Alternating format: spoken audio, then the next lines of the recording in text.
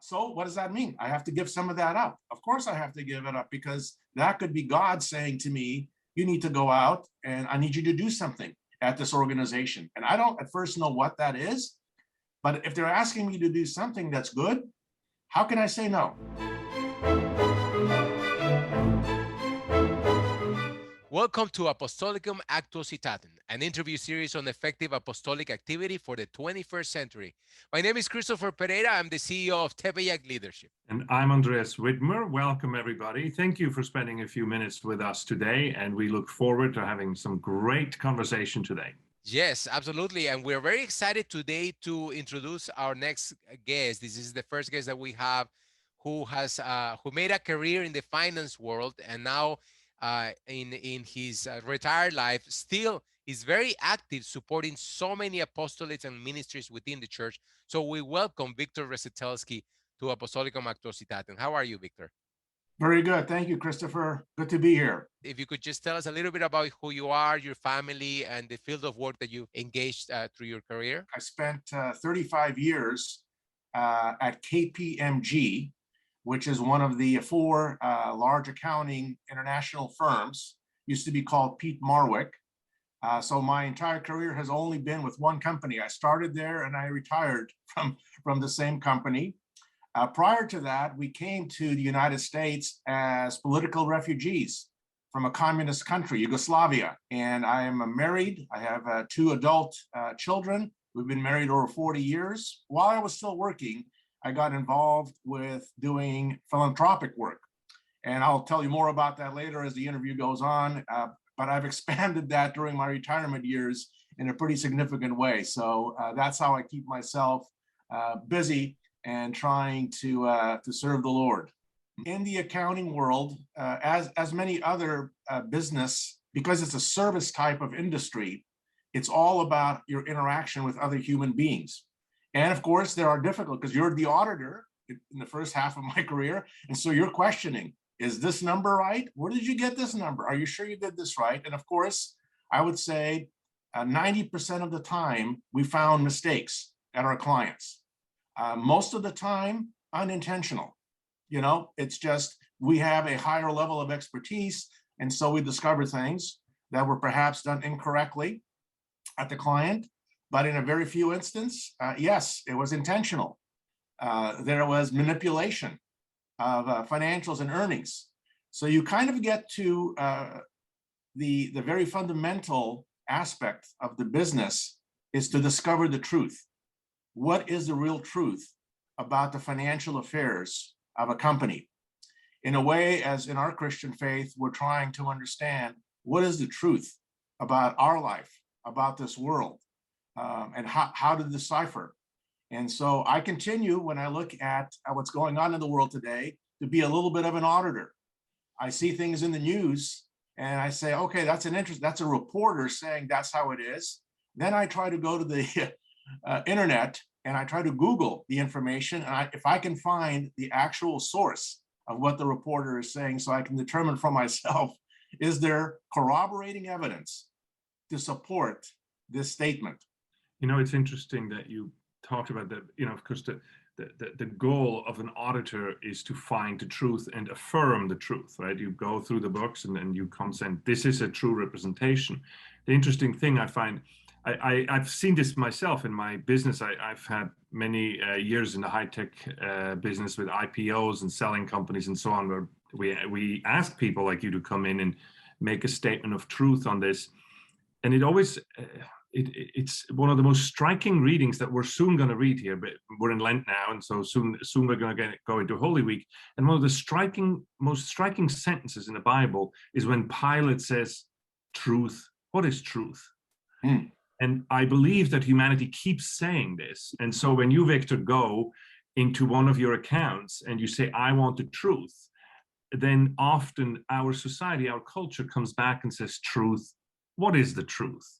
You know, we can manipulate the spreadsheets, and even more easily, we can manipulate the story behind it in the news, like you're saying, even on the news channels. Truth alone is not enough to make humans want the truth. You have to have a why behind it. Why would you want the truth and nothing but the truth? And so this whole motivation, this goes back to what you described, that the 1,000 people, the 10,000 people at a KPMG, or the 1,000 people that you lead, they need to have a reason to look for the truth and then say it when they find it. It's very difficult if you're getting paid for what you're doing by this company to affirm their report, and then to stand up and say, no, there's something wrong in here.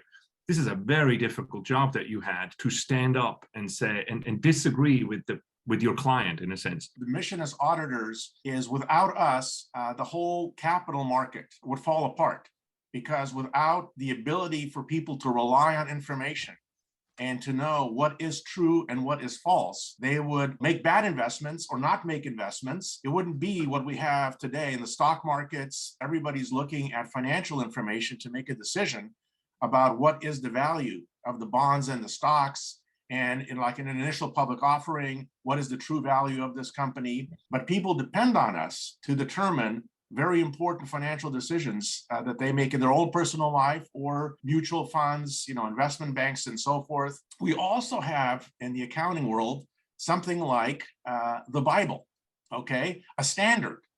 And these are called generally accepted accounting principles. And so without that, you see, then everybody could claim that truth is relative. I see it this way, you see it that way, so I guess there is no answer. But that's not how it is in the accounting world. There's only one correct answer. and it's determined by this body called the Financial Accounting Standards Board, who issues the statements and revises and updates the accounting principles that all companies are supposed to use, just like we have the magisterium interpreting for us in the Catholic Church, what does the Bible say? And it's a beautiful parallel. It's a beautiful parallel example, Victor, isn't it? And similarly, because it's an absolute truth. The Bible, God is trying to tell us, no, it's not relative. Your opinion, somebody else's opinion. The only opinion that counts is God's opinion. And the fact that somebody from the outside comes and holds you accountable is in a way very deeply like what we do in confession, what we do in accountability, that we say, no, I'll just take care of this myself. Just trust me. It's like we're often not honest with ourselves. And so to have you come into my company and actually look over my book, even though you have nothing to do with my company, you're much more objective about what I do than I am. You'd think that wouldn't be like this, but it actually is like it. And a lot of times that it's not a quick conversation. I mean, it may take days of debate back and forth. Well, maybe you're not reading this right, Victor. And so I have to go back and I'll ask somebody above me to support that, am I thinking this in the right way? And so that's the dialogue. We go back and forth. And so these clients, the good news is if they do make mistakes, usually what happens going forward, just like you were talking about, confession, they ask us, they come to us before they actually do a transaction or before they record it and say, hey, Victor, this one's a complicated one. What's the right answer? Just like we would go to a priest or a spiritual director and say, before I make this decision in my life, what do you think is the right answer here? What do you think the Bible says, or generally accepted accounting principles would say about it? So it's an interesting parallel. It really is. Yeah. Your story about escaping communism and coming to the free world, right? Especially in the context that we're living right now, which sort of has a shadow of those days. But also I want to explore your life now, what you're doing now. So just sort of to close this chapter of your professional life for this company. This might sound a strange question, but I think it gets to the heart of what we're doing here. Do you feel that you helped advance the mission of the church? You did help advance the mission of the church while you were working for that company all those years? Yes, from a couple of perspectives. One, just dealing with the people, although I never try to measure what that impact is, because I feel like God has sent me, whether that, brings somebody closer to God, to the Catholic Church or not, that's up to them. And, the Holy Spirit's involved in that. I just do my part, and I try not to shy away from that part. I also think it's the mission of the organization is a good mission. It's not a devious mission. It doesn't do anything to try to hurt the world, but to bring more truth and transparency into society. So yes, it's possible even in what sounds to be a pretty mundane, boring profession like accounting, to make a statement for God. Tell us a little bit about your life post-retirement. During the retirement, you know, a lot of people would have gone golfing. And I'm sure you, every now and then, there's nothing wrong with doing that, but you spend your time doing a lot of things that are really for the good of your community. Could you tell us a little bit about that and why? Yes, well, so when I retired, I was already involved in a couple of nonprofit organizations. I mentioned Homeboy and Catholic Charities and the Salvation Army. Well, what happened was, I think the word got around that here's a retired partner. He's a financial guy. If you need an audit committee member, which every one of my nonprofits has an audit requirement, Victor's a good guy to put on your audit committee. And then I became chairman at Homeboy Industries and at Salvation Army. So this, they figured out this guy knows a lot about governance and risk management and so forth. So I was asked by different organizations like the St. Vincent de Paul Society to become, one of their members. And I was asked to become the chancellor at the Equestrian Order of the Holy Sepulchre of Jerusalem. And the point is, I can't say no. Look, I'm retired. And so all it does is it means, okay, our favorite hobby is travel and leisure. Okay. We travel 100 days a year. So what does that mean? I have to give some of that up. Of course I have to give it up, because that could be God saying to me, you need to go out and I need you to do something at this organization. And I don't at first know what that is, but if they're asking me to do something that's good, how can I say no? It's beautiful. I'm especially, every one of the ones you mentioned, it would be super to explore, but I'm of course struck mostly by Homeboy Industries, because that is a success story. I'm very involved in enterprise solutions to poverty. And for me, this has always been one of the, exhibit 1A to show that that poverty can really be overcome, and all kinds of adverse circumstances can be overcome through practicing business and conscientiously, and really the creativity in humanity to live that out. And that has been a lifeline for so many people. Can you just tell us a little bit about what they do and how they change people's lives? We started with very humble beginnings, which is always a great story for a nonprofit. Start humble, okay, start small.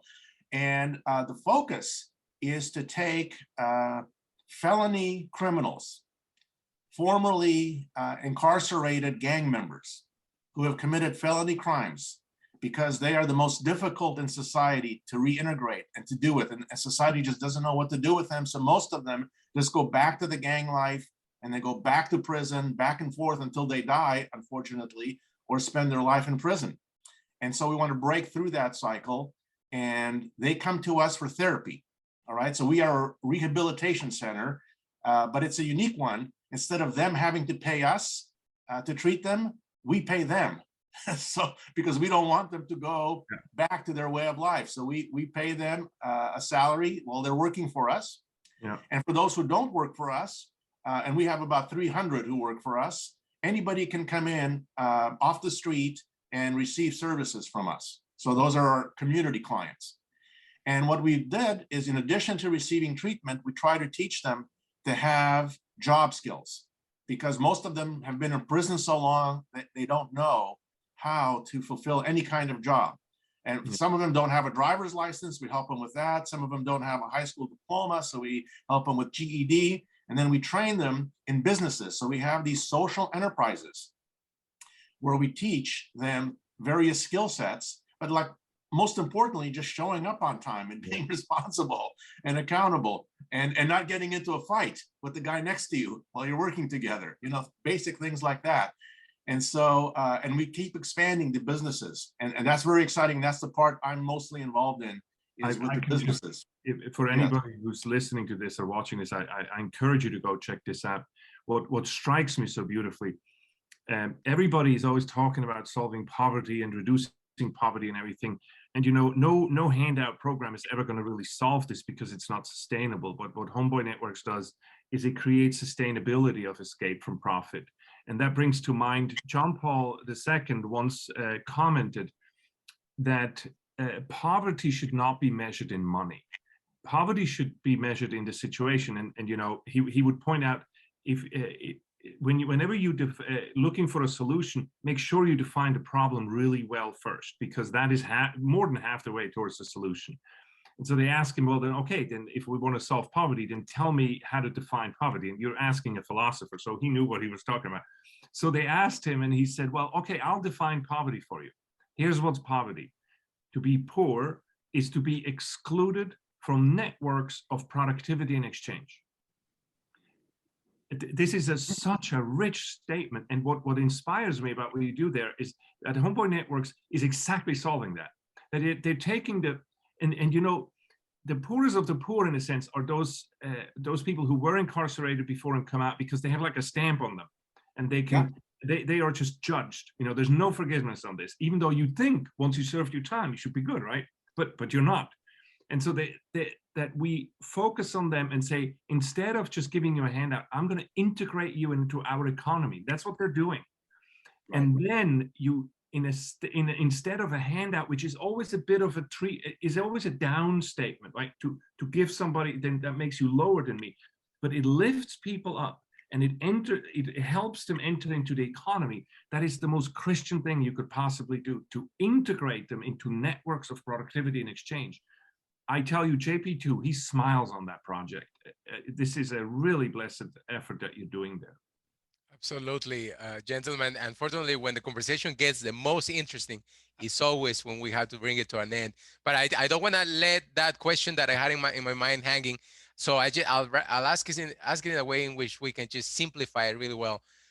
You escaped Yugoslavia because of communism and came to the free world. In the context of the world that we live in, plagued with ideologies. This world is plagued with ideologies. How important is it today for every Catholic professional to seek to live in the truth? Incredibly important. And there are going to be obstacles. Like in the country of Yugoslavia, it was a closed system. You could not leave. That's why you had to escape. You couldn't just say, I'm going to go, to another country because I don't like it here. Not allowed. You're in, and you're here forever. So, we had to escape. But at the same time, there was a political refugee camp for people escaping communism from all over the world. Poland, Czechoslovakia, everybody that was controlled, and it happened to be in Germany. And so that's important. Is that as Catholics, Christians, that we provide the means for people who want to make that kind of move, where they can go to a place and it's going to be safe. And by the way, it wasn't an easy thing. It took us 2 years in Germany to be vetted before they allowed us to come into the United States. And that's okay. I went to school in Germany. I learned how to speak German, play soccer in Germany, and my parents worked in Germany. And but eventually, we were able to come to the United States, and there was an avenue, a path. And that's always, to be able to create that path is critical. Viktor Rzeteljski, thank you very much for being with us today. Thank you for your time. We thank everybody who's tuning in to this interview. We ask you to please like, comment, and share it so that we can gain the maximum exposure for it. Thank you very much, and we hope to see you the next time. Thank you. Thank you, Victor. Super inspiring what you're saying on so many fronts. We could do 5 of these with you. Thank you very much for being with us. And for you who are watching or listening, thank you for spending time with us. Send us your questions, send us suggestions of who we could talk to. We thank you for spending this time with us, and we look forward to seeing you next time.